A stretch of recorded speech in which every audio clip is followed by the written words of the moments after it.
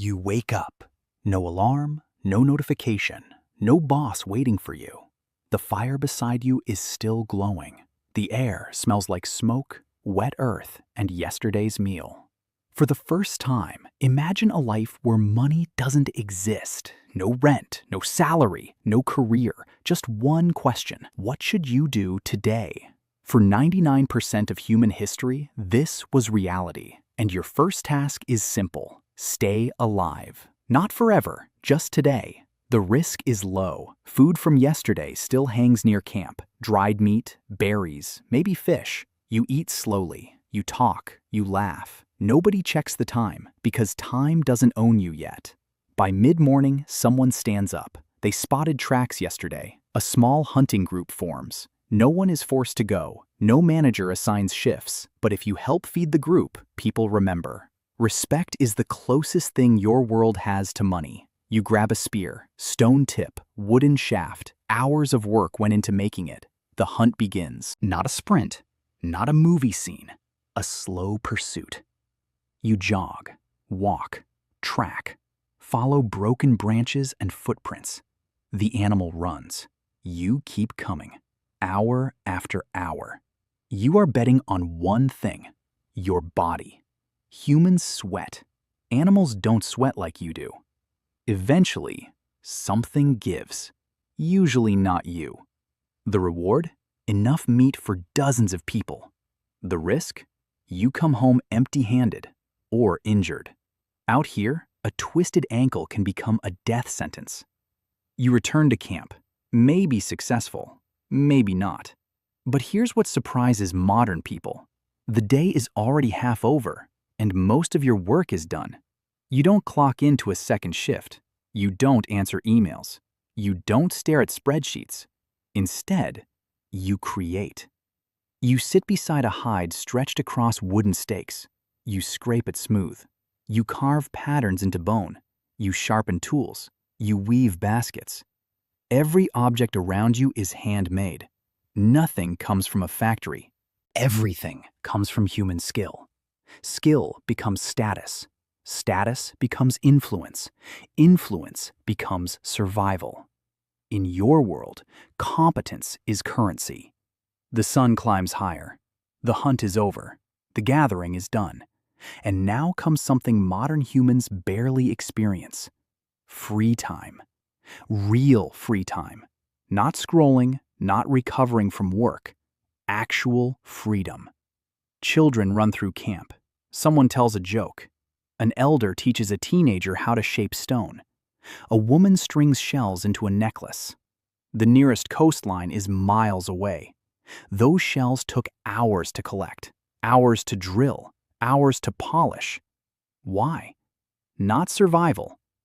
Beauty. You realize something strange. Humans weren't spending every waking second struggling. They had enough spare time to care about appearance, enough spare time to make art, enough spare time to be human. As the years pass, you level up. You become known for something, not because of a job title, because of talent. Maybe you carve, maybe you paint, maybe you make jewelry, maybe you create music. One evening, you enter a cave. A torch flickers against stone walls. You spend hours painting horses, lions, rhinos, animals moving through shadows. Nobody pays you, nobody commissions you, yet you do it anyway. Because something inside you demands expression. The reward isn't money, it's immortality. 30,000 years later, people will still look at your work. Most modern careers can't say the same. Night falls. This is where your true power begins. The fire crackles. Darkness surrounds the camp. Predators move somewhere beyond the light. Children gather close. Everyone listens. And now you speak.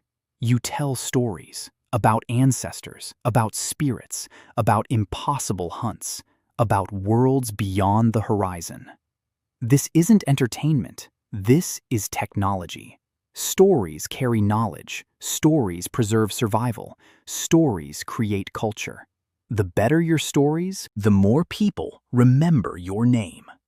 You aren't rich, but you possess something stronger: attention. And humans have always followed those who can command it. This is the level nobody sees coming. The most important survival skill isn't hunting, it isn't fighting, it isn't making tools, it's relationships.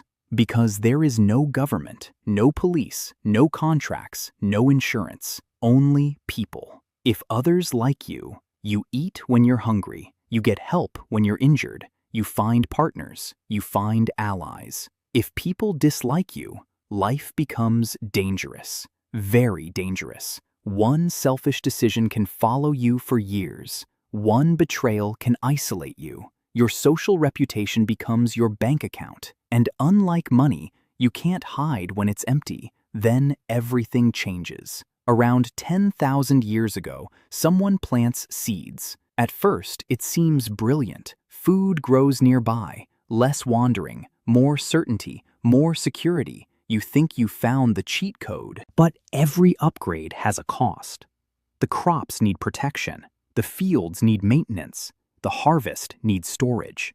The storage needs guards. The guards need leaders. The leaders need rules. The rules need enforcers. For the first time, your time starts belonging to something else. The trap closes slowly, generation by generation. Almost nobody notices. Villages become towns. Towns become cities. Cities become civilizations. And suddenly, the world runs on schedules. You wake up because someone tells you to. You work because someone owns something. You trade hours for resources. A farmer works harder than his hunter-gatherer ancestors. His spine bends. His teeth decay. His freedom shrinks. But populations explode. There is no going back. The system gets bigger, more efficient, more powerful, more demanding. You gain civilization and lose something priceless: time. Now, open your eyes, look around. You live at the end of the story. Your ancestors worked roughly 15 to 20 hours a week securing survival. You may work twice that, maybe more. You spend decades chasing promotions, saving money, planning retirement, always preparing to finally live. But here's the twist.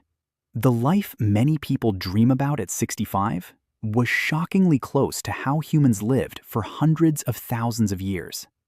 Wake naturally, spend time with friends, create things, tell stories, watch sunsets, sit beside a fire, do nothing important, and somehow feel complete. You gained electricity, medicine, technology, comfort, things your ancestors could never imagine. But you also inherited calendars, deadlines, meetings, bills, productivity, the endless feeling that you should be doing more. So here's the final question, the same question humans asked for 300,000 years. You wake up tomorrow, no boss, no schedule, no job, no expectations, just you. What would you actually do all day? And if you don't know the answer, maybe that's the biggest thing civilization took from you.